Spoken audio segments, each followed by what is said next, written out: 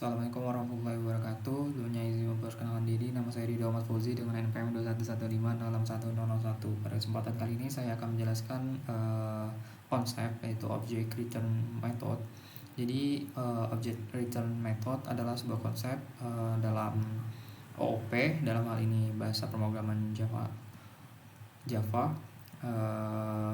Jadi konsep ini adalah ada sebuah metode dalam suatu kelas yang di dalam metodenya itu terdapat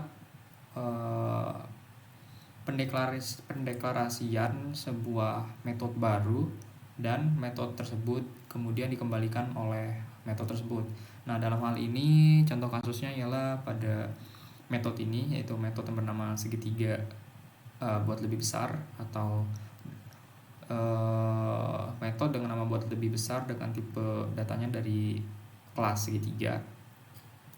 Nah, metode ini dapat dilihat di sini ada membuat atau mendeklarasikan sebuah objek baru yang bernama lebih besar, yang mana objek tersebut dikembalikan. Nah, oleh sebab itu ini termasuk object returning method. Oke.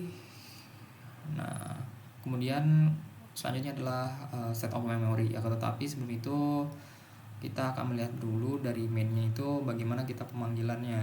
Jadi di sini ada pemanggilannya, itu pertama adalah deklarasi objek S1 dengan nilainya itu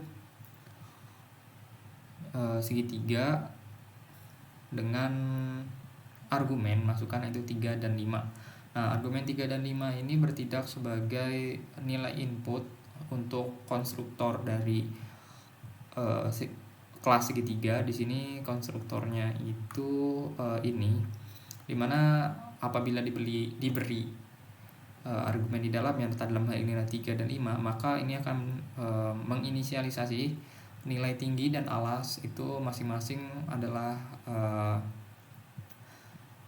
dan juga 3, begitu. Kemudian selanjutnya ini ada S2, deklarasi menggunakan kelas segitiga sama seperti sebelumnya. Akan tetapi di sini nilainya di inisialisasi dengan nilai dari objek S1 dengan metode buat lebih besar dengan nilai argumen sebesar 5. Jadi ini akan memasukkan nilai atau alamat ke dalam S2, yang mana alamatnya itu adalah alamat dari S1 buat lebih besar, yang mana dalamnya itu dalam metode ini akan mengembalikan alamat, yaitu alamat objek dari lebih besar itu sendiri. Nah, setelah ini baru kita bisa atau dapat menggambarkan bagaimana sih state of memory dari program ini atau konsep metode object return method ini. Nah, baik, di sini saya sudah menjelaskan, sudah menyiapkan sedikit sketsa atau gambaran bagaimana set of memory-nya. Nah, di sini tadi dapat dilihat bahwa terdapat deklarasi variabel S1 dan juga S2 dengan kelas segitiga. Berarti kelas segitiga dengan argumen 5 dan juga 3. Nah, di sini 5 dan 3-nya bisa dapat dilihat tadi alasnya 3 dan tingginya 5. Berarti di sini misalkan ini adalah alamatnya adalah 7. Stack 7, maka di sini stack 7. Nah, karena tadi kita menggunakan konstruktor, maka data member dari kelas segitiga yang ini akan otomatis inisialisasi dengan alasnya sebanyak berapa tadi? Sebanyak 3. Alasnya 3 dan tingginya 5. Nah, okay. Selanjutnya dapat dilihat dari source code ini, S2 itu diinisialisasi dengan S1 buat lebih besar. Nah, berarti kita akan meninjau ke metode buat lebih besar. Nah, dalam hal ini dalam metode itu tinggi baru ada variabel baru, yaitu tinggi baru dan juga alas baru.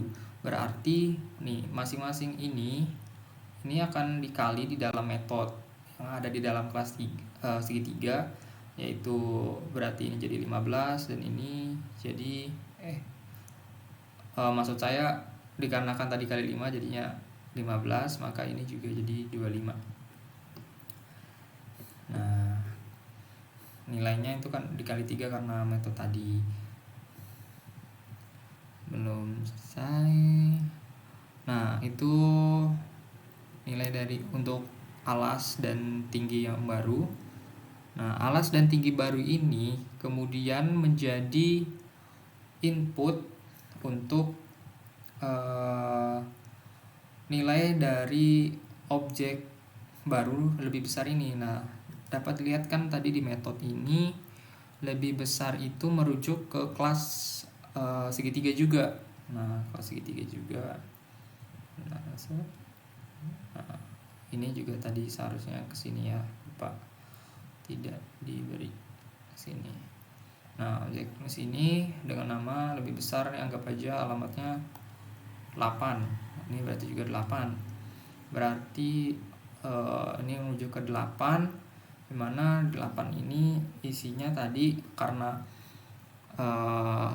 menggunakan konstruktor ya, segitiga ini nih konstruktor, jadi nilai dari tinggi dan alasnya juga mengikuti atau langsung diinisialisasi. Jadi tadi kan didapat ya 15 sama 25 tinggi barunya, kemudian pemanggilan atau deklarasian objek baru ini alas baru tinggi baru, dimana alas baru tinggi baru 15 sama 25, jadinya alasnya ini jadi 15, tingginya jadi 25. Nah setelah itu setelah didapat nilai dari yang sebelah kanan ini sudah terbuat, maka dimasukkan ke dalam S2. Maka S2 juga merujuk ke 8 ini. Makanya sini juga 8 juga. Itu. Oleh sebab itu, pada saat di run atau ditampilkan hasilnya, walaupun S1 dipanggil juga setelah S2, nilainya itu tetap mengikuti yang pertama yang sudah dikali. Nah, hal ini bisa terjadi dikarenakan proses atau pembuatan objek barunya itu berada di local scope atau di dalam scope fungsi atau metode segitiga ini, sehingga tidak mempengaruhi objek yang telah dibuat sebelumnya, yaitu objek segitiga yang ini. Jadi pada saat metode ini tereksekusi, maka akan membuat sebuah objek baru dengan nama lebih besar, di mana objek lebih besar ini sifatnya lokal, bersifat lokal. Kemudian kenapa ini tidak mengubah nilai atau value dari data member objek dari S1, tidak yang seperti sebelumnya mengubah objek S1 apabila ada inisialisasi seperti yang ada di seperti ini. Nah, hal itu terjadi dikarenakan sebenarnya S2 itu seperti memang membuat objek baru di luar objek S1, sehingga karena bisa dapat dilihat di sini dimana membuat objek baru yaitu lebih besar, yang mana lebih besarnya itu objek baru ini baru di sematkan ke S2 gitu. Nah, oleh karena itu nilainya itu bukan dari yang alamat 7 ini, melainkan S2 itu menunjuknya ke alamat 8, karena di metodenya itu ngebuat objek baru dengan alamat baru, dan S2-nya itu menuju ke alamat yang baru itu, bukan ke alamat yang sama. Sedangkan kalau semisalnya S1 sama dengan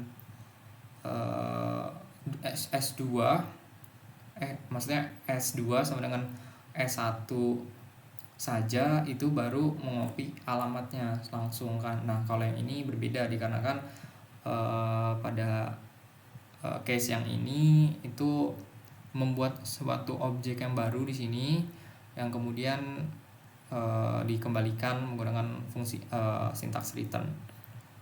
Nah, jadinya membuat suatu objek baru. Nah, oleh karena itu nilainya tidak akan terpengaruhi. Mungkin itu saja yang dapat saya sampaikan. Kurang lebihnya mohon maaf. Wassalamualaikum warahmatullahi wabarakatuh.